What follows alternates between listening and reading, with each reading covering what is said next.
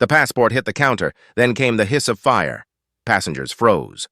The flame licked up the edges of a blue U.S. passport, curling the pages into smoke.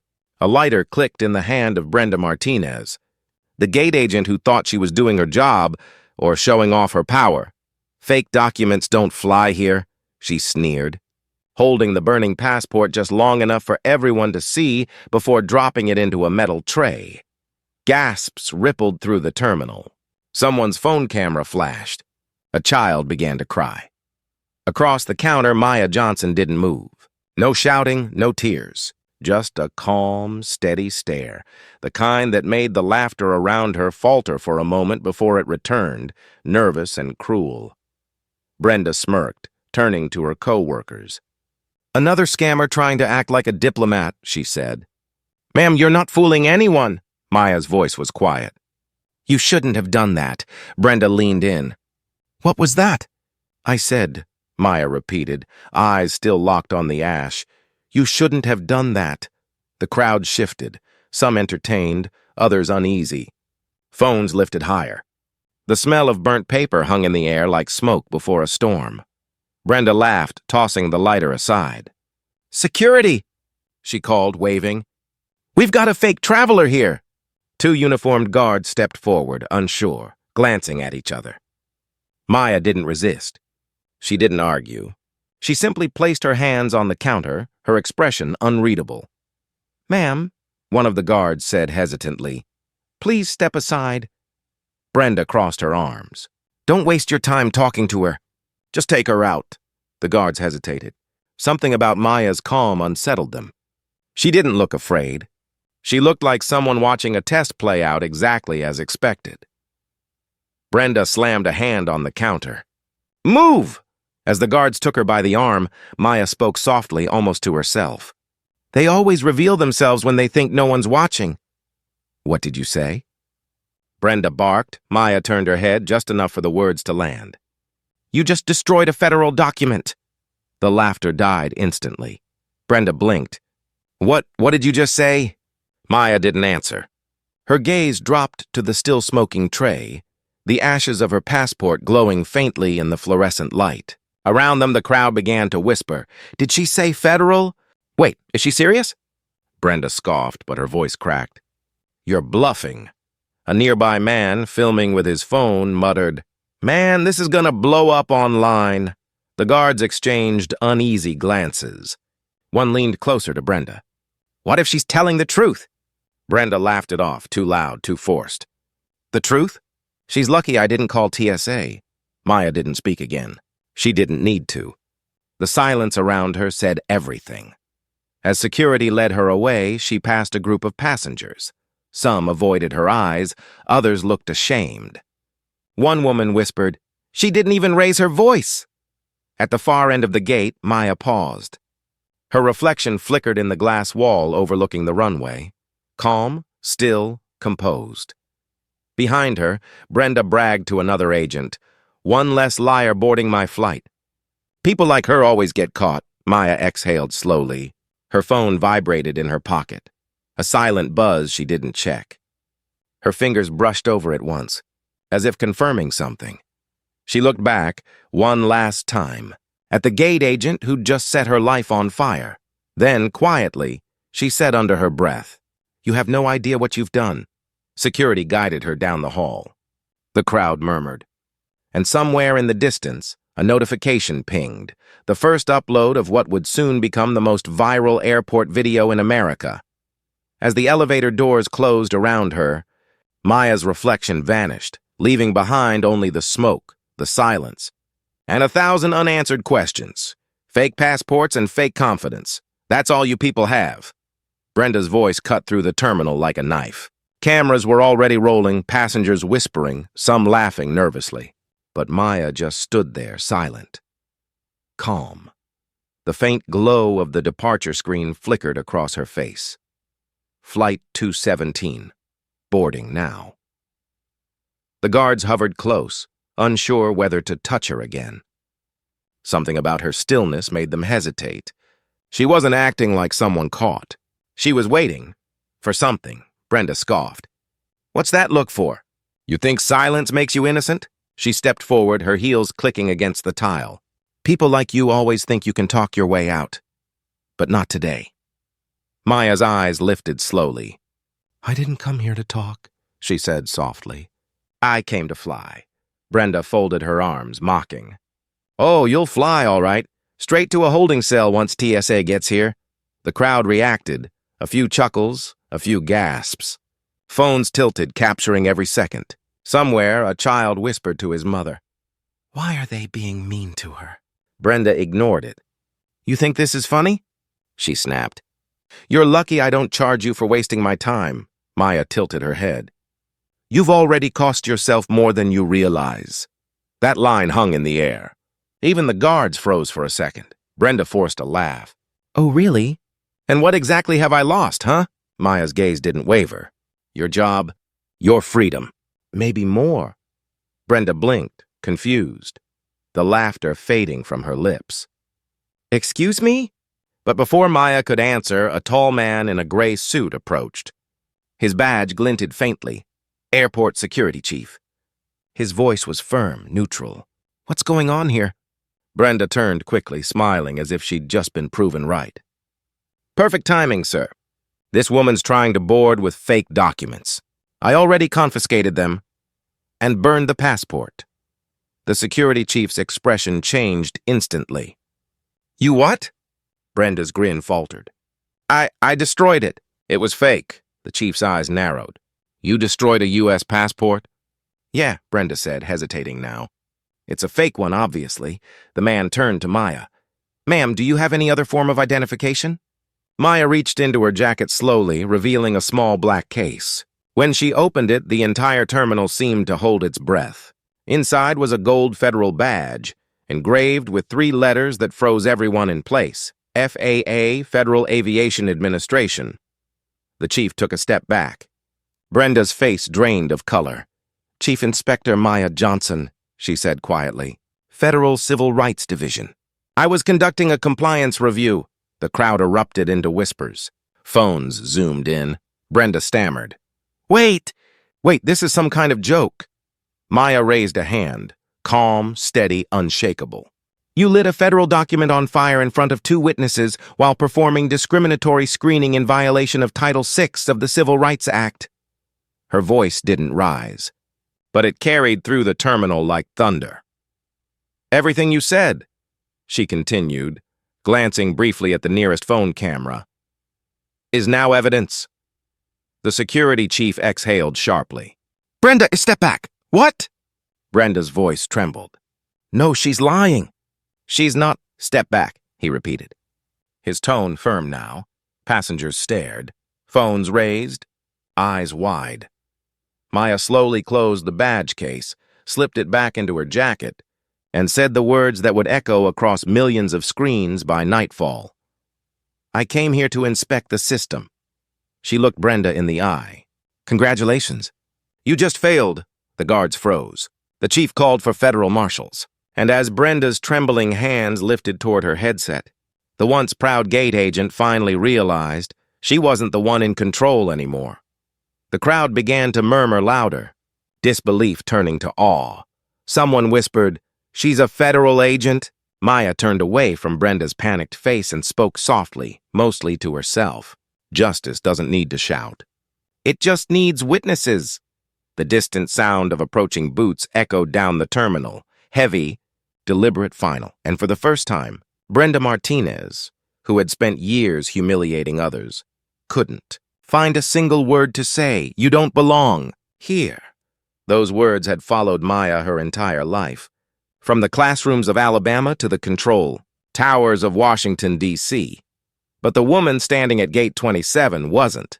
The same girl who once sat quietly at the back of the room, waiting for permission to speak. This time, she had chosen silence as power.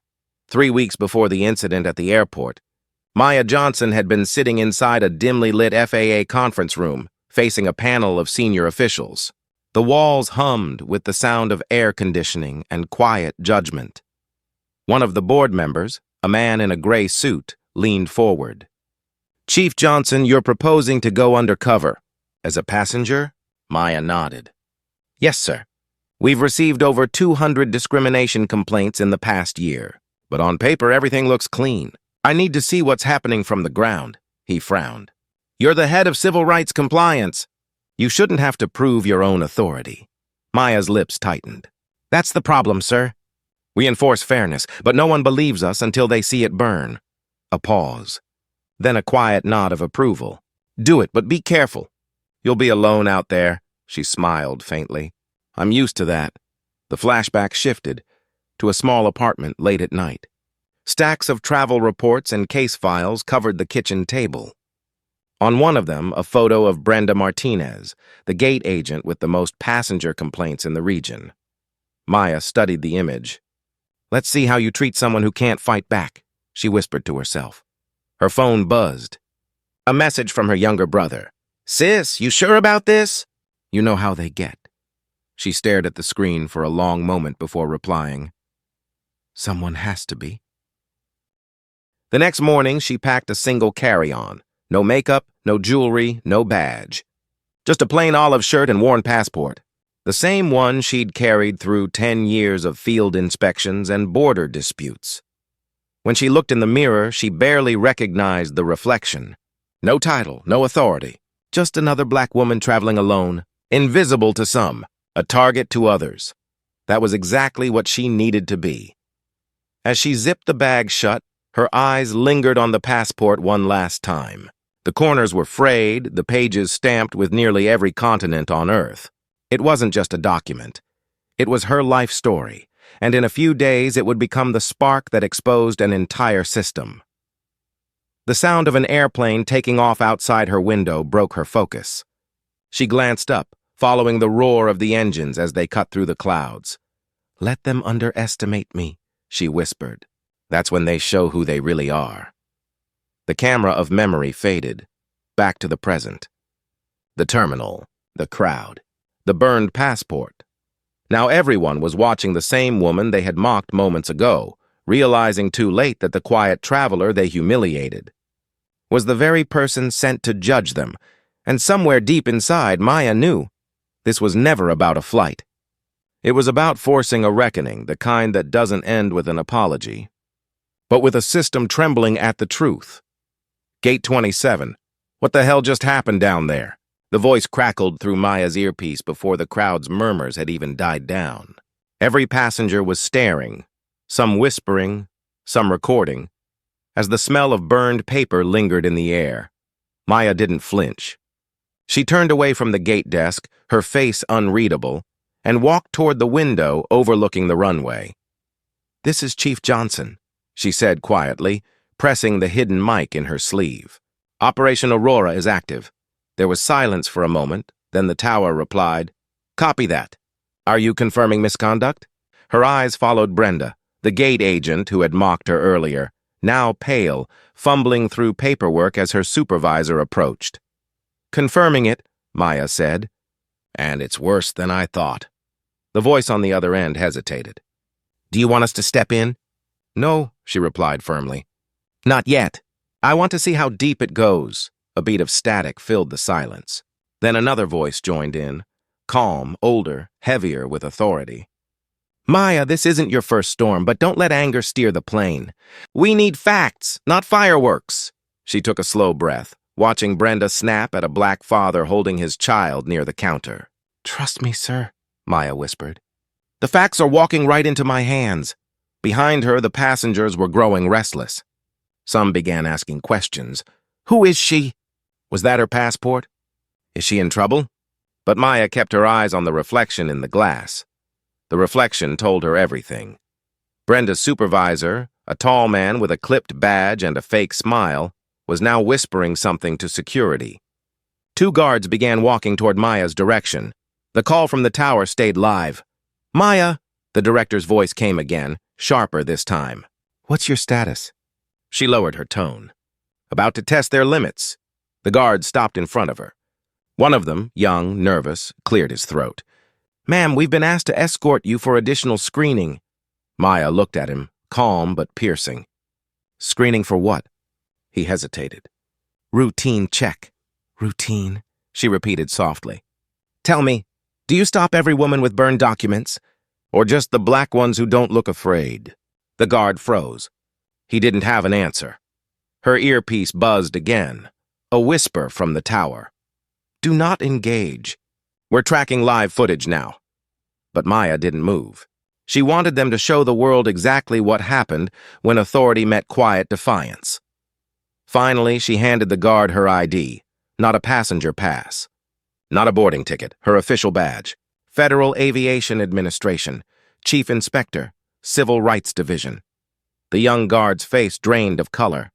Brenda's supervisor saw it from across the room and took a single, panicked step back. Maya's voice cut through the silence like steel. Next time you decide who belongs here, remember who's watching from the tower. Then she pressed the mic again. Tower, I've got everything I need. Prepare the report. The response came low, steady, and final. Copy that, Chief. The sky is yours. The crowd still didn't know what had just happened, but they could all feel it. Something had shifted. The hunter had become the one being watched, and the terminal, once filled with laughter and privilege, now echoed with the quiet rising sound of fear. Don't move, sir! Hands where I can see them! The command echoed through the hangar as two armed officers rushed toward the black veteran standing beside the private jet. Their boots struck the concrete like thunder, weapons raised, adrenaline high. He didn't flinch. His wrists were already cuffed, the cold steel pressing into his skin. Around them, floodlights cut through the night, and a camera drone hovered overhead, streaming everything live. Inside the chopper nearby, the same two cops who had laughed minutes earlier were now whispering, trying to hide their panic. This can't go public, one said. We thought he was quiet, the other snapped. Just follow protocol, but it was too late for protocol. The world was already watching. The veteran lifted his head, calm but fierce. His voice carried a weight that silenced even the wind. You want the truth? Roll the footage back 10 minutes. One of the officers hesitated, glancing toward his body cam. Sir, do it, the veteran said. Unless you're afraid of what you'll see. The hangar fell still except for the faint hum of the helicopter blades. The feed played back, frame by frame, projected onto the control room screen. There it was, clear as day. The officers laughing, taunting, pushing him toward the edge of the open helicopter door. The veteran's voice, pleading, I'm not resisting, and then one of them shoving him hard enough to almost send him. Falling, gasps broke from the small crowd of maintenance workers in flight. Crew watching nearby. This is out of context, one officer stammered. The veteran's eyes locked on him. Context? He said quietly. You mean the part where I was helping you track the real suspect? The part where your commander told you to test the black guy's patience on camera? The words hit like a gunshot. A tower operator's voice came through the intercom, frantic. We've got reporters on the perimeter. The live feed's being mirrored. Social media's got it. The officers froze. The laughter that once filled the cabin now sounded like a confession on replay. One of them tried to grab the drone controller. Cut the stream! Cut it now! But the veteran stepped forward, eyes blazing. Don't bother, he said. It's already airborne. You can't silence what's in the sky. The lights reflected off his uniform. Not a prisoner's jumpsuit, but the dark green flight gear of a retired Air Force colonel. The insignia gleamed under the floodlight, Distinguished Service Cross. Every camera turned toward him now. People like you, he said, looking directly into the nearest lens, think justice belongs to whoever wears the badge. But tonight, he raised his cuffed hands. It belongs to whoever survives it. The hangar erupted in chaos. Officers scrambled, phones rang, and the tower's red light began flashing wildly. A single voice cut through the noise. The same one that had guided him through countless missions, now calm over his earpiece. Colonel Warren, extraction ready. Say the word. He smiled faintly. Negative, he whispered. Let them finish their show, because this time, the whole world was watching the real felony unfold. Live, unedited, and impossible to deny. And the men who thought they were in control had just become the evidence. Wait, why are there thousands of viewers already? The control room officer's voice cracked as the monitors lit up with streaming numbers climbing faster than anyone could count. What started as a quiet arrest was now a global broadcast. Every news outlet had picked it up. Twitter, TikTok, LiveLeak. The footage of a black war hero, handcuffed inside a police helicopter, humiliated and shoved mid-air by laughing cops, was now everywhere. The veteran stood tall despite the flashing lights. His wrists still bound, but his presence unshakable. The noise around him, shouts, radios, sirens, faded beneath the hum of truth spreading faster than any command could contain. "Cut the signal!" a sergeant barked, slamming buttons on the console. A technician shook his head. "Sir, it's mirrored to 20 servers already. You can't stop it." For the first time that night, the power had shifted. Reporters swarmed outside the base gates. Protesters held signs with his face on them. Honor, not chains. The same soldiers who had once mocked him now avoided eye contact. Quietly stepping back, a journalist's voice echoed through the chaos. "Colonel Warren, is it true you were the one who saved Bravo Squadron in Kabul?" He looked up slowly, his expression calm but burning with restrained fury. "I saved every man who believed the flag stood for all of us," he said. "But somewhere along the way, some of you forgot that." The crowd went silent. Inside the tower, the police chief arrived, red-faced, sweating, trying to control the narrative. "We can handle this internally," he said through gritted teeth. "Just sign the statement, Colonel. Say it was a misunderstanding." The veteran stepped closer, his voice low but cutting. "A misunderstanding?" He raised his cuffed hands toward the nearest camera. "Tell that to the millions watching." Outside, chants erupted, his name echoing through the night. "Warren! Warren! Warren!" The chief turned pale. "You don't understand," he muttered. "You're turning this into a circus." Warren met his gaze. "No, Chief, you turned it into a cover-up. I'm just bringing the lights." The tower screens flickered again, now showing side-by-side clips of the helicopter incident, police reports, and years of ignored complaints. Hashtags flooded every corner of the internet. The world watches, justice for Warren. Black voices speak. The chief's radio buzzed. "Sir, the governor's calling." "And the Pentagon wants a statement." He looked at the veteran, speechless. Warren didn't smile. He didn't need to. The truth had done the talking. He looked into the nearest camera, voice steady, almost whispering. "Tonight, you didn't just see me. You saw every soldier who came home and realized the war never ended. It just changed uniforms." And as the camera light blinked red, signaling a global live feed, one thought united millions of viewers across the world. This wasn't just his fight anymore. It was everyone's. "You think you're better than me?" Brenda's voice trembled, sharp and desperate, echoing across the courtroom. The judge's gavel barely stifled the tension as everyone held their breath. 6 months had passed, but the memory of that passport still burned in the room. Maya sat calm, her hands folded, eyes steady. No anger, no theatrics, just facts. Every word she spoke landed like a scalpel. "On March 12th, she said, "my passport was deliberately burned in front of me by a federal employee. I did not provoke her. I did not retaliate. I simply endured." The prosecutor leaned forward, locking eyes with Brenda. "Ladies and gentlemen, here stands a professional example of restraint under public abuse. Ms. Johnson could have reacted. She could have struck back. But she didn't. That restraint is what makes this case undeniable." Brenda's face was pale, lips quivering. She avoided Maya's gaze, but the truth pressed in on her from every angle. Months of courtroom preparation, witness testimony, and damning video footage left her cornered. The weight of her own actions bore down like a lead cloak.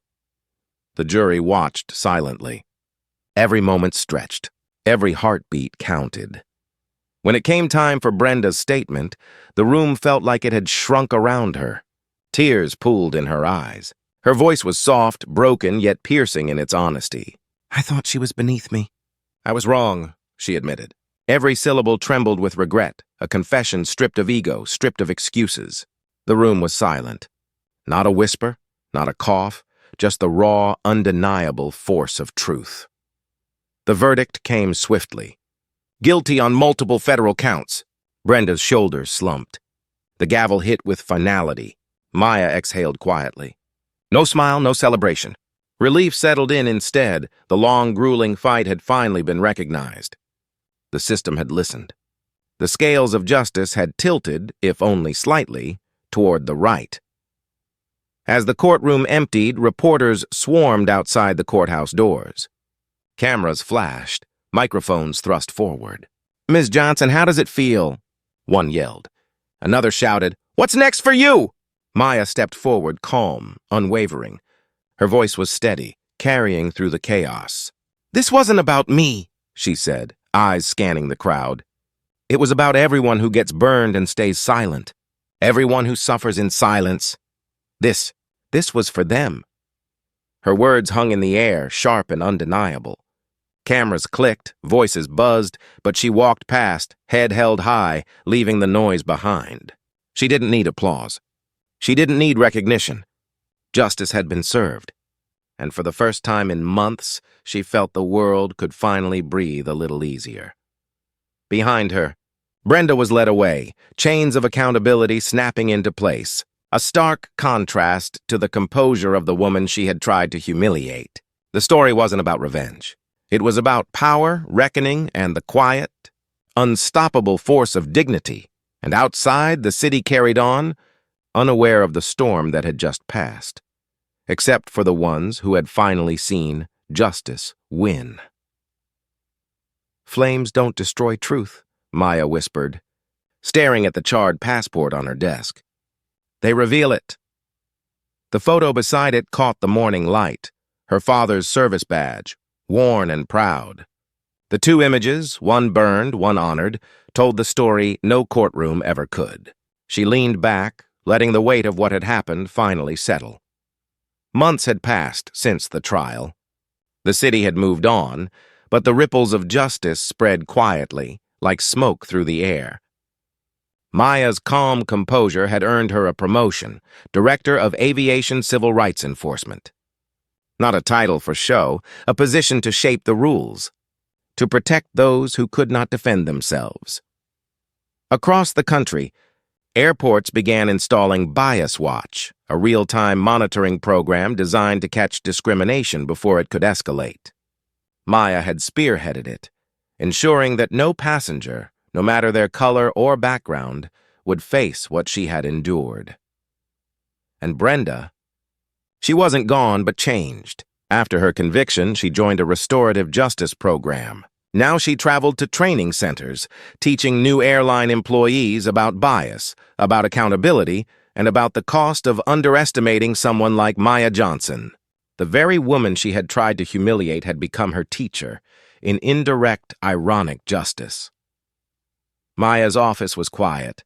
A single beam of sunlight struck the photo of the burned passport, glinting off the badge beside it. She traced the edge with her finger. Every scar, every mark, every flame had led here, not to revenge, not to anger, to clarity, to reform, to power wielded without noise, without spectacle. The terminal outside hummed with life. Passengers of every shade and story moved freely, their footsteps echoing off polished floors.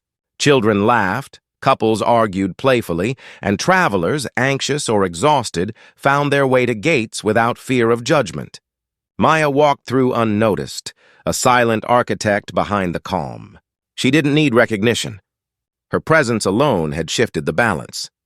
Every program she had launched, every policy changed, every lecture given, carried the same message. Injustice left unchecked does not have to stand forever. Restraint, observation, and measured action could tilt the scales. She paused at a window, watching the crowd, breathing in the normality that once felt impossible. Flames had tried to erase her story, but they had only revealed it, shown the truth, sharpened the focus, and cleared the path for change. Maya whispered again, softer this time, a promise more than a statement. "This is not anger. This is quiet power." And with that, she turned, walking back into the office, leaving the terminal and the passengers behind. The world continued its motion outside, unaware of the fire that had burned, the lessons learned, and the woman who now shaped justice with invisible hands.